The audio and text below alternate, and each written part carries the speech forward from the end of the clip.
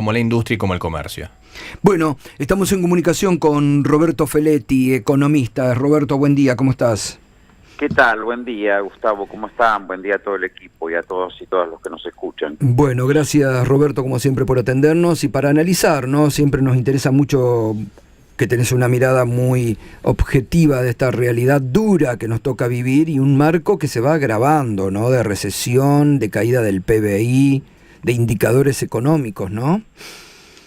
Mirá, primero la contención de el tipo de cambio, del valor del dólar, y con los números que publica el INDEC ayer, claramente 2 trimestres seguidos es una recesión profunda, donde si vos mirás bien el desagregado, además de los indicadores de actividad, hay casi un 30% de caída en la inversión.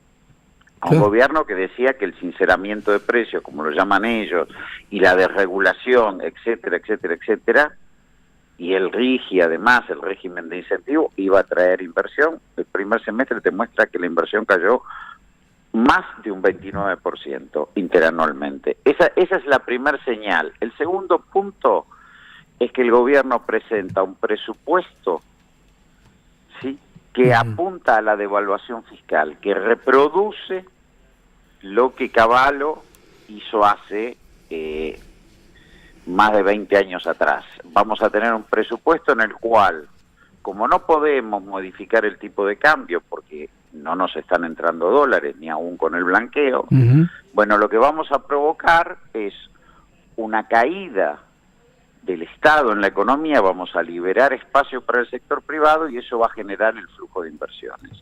Vos te acordás, porque bueno, vos sos mucho más joven que yo, pero tenés que recordar que en el 2001, en esas épocas, se hablaba del grado de inversión, que rebajarle el 13% a los jubilados, a los empleados estatales y recortar las universidades iba a hacer que Argentina entrara en grado de inversión y el sector privado iba a aportar los dólares que no llegaban.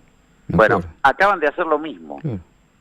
Acaban de hacer lo mismo, entonces vos es un gobierno que tiene desequilibrado el sector público porque lo que plantea tiene una inviabilidad política alta. Imagínate que vos solo vas a pagar intereses de deuda.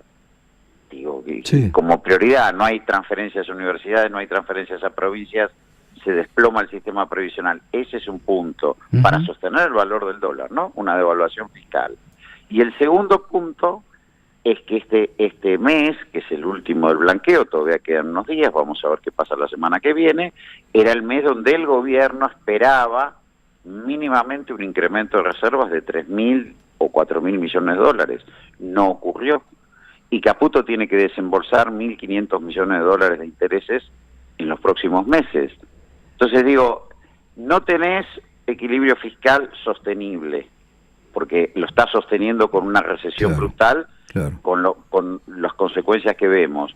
No tenés equilibrio externo, a pesar de haber devaluado y a pesar de crear este clima, digamos, promarcado. Y el tercer punto es que vos tenés el año que viene una aglomeración de vencimientos que nadie sabe bien cómo el gobierno lo va a encarar.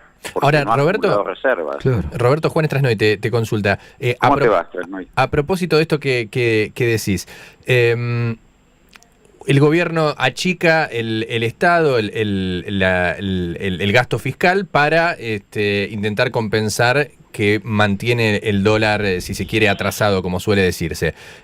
Aún así, ¿le va a alcanzar? Porque vos mencionabas recién, hay una montaña de vencimientos muy pero muy fuerte el año que viene y todo el mundo dice, bueno, en ese contexto, ¿cómo haces para llegar a fines de 2025 con un dólar a 1.200 pesos, un nivel equivalente al actual en términos reales?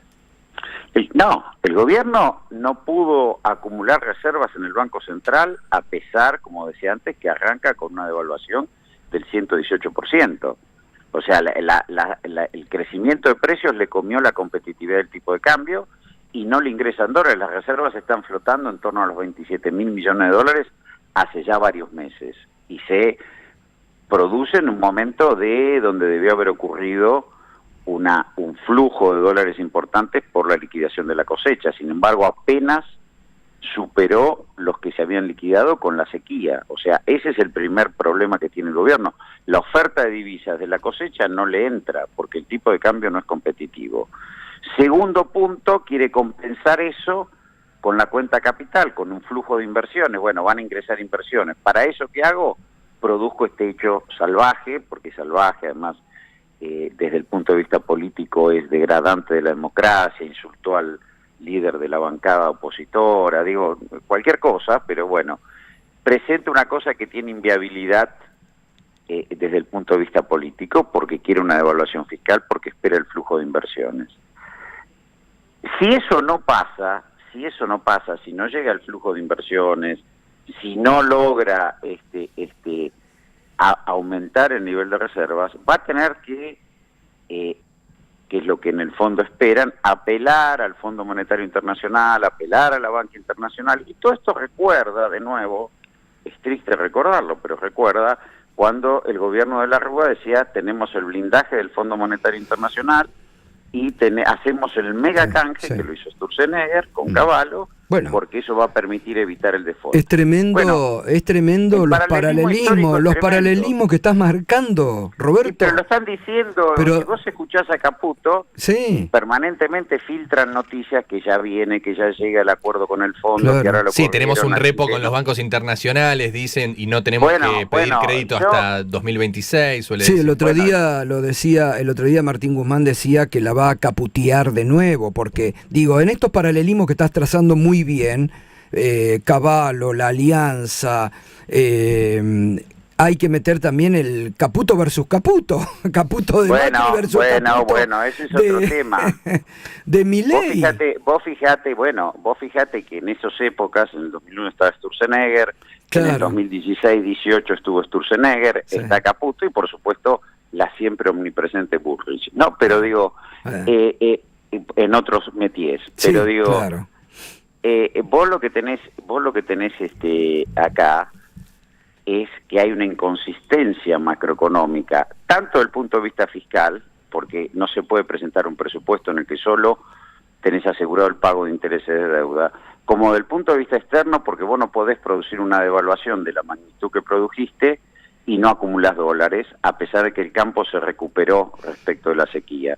Y el tercer punto es que no tenés un programa financiero consistente. Entonces, digo, la macro, y en ese marco, ¿cómo el gobierno se plantea salir de la recesión? Porque nadie le pregunta esto al presidente. Presidente, llevamos 2 trimestres de caída del producto, 5,1, 1,7, ¿y cuál va a ser el horizonte de recuperación que usted prevé?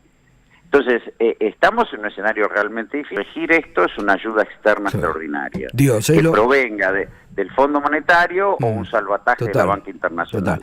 Ahora, esto es lo que vienen... ahora, ¿por qué le creerían a Caputo? Si Caputo en el 2018, con los dólares del fondo, permitió la fuga de capitales. ¿Por qué razón? Y que fue muy criticado además por el propio fondo, por la fuga. Le obligó la salida. Lo echaron, lo echó el fondo. Lo echó por teléfono, sí.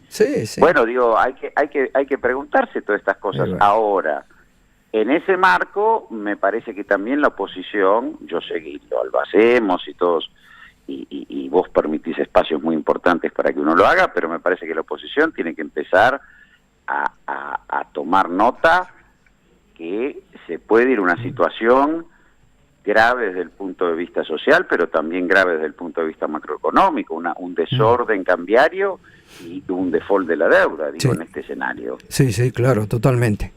Bueno, gracias Roberto, como siempre, por lo menos para advertir y despertar conciencias. Gracias a ustedes por el contacto. Gracias. 7:55 a.m, Roberto Feletti, con el análisis económico. Ya volvemos.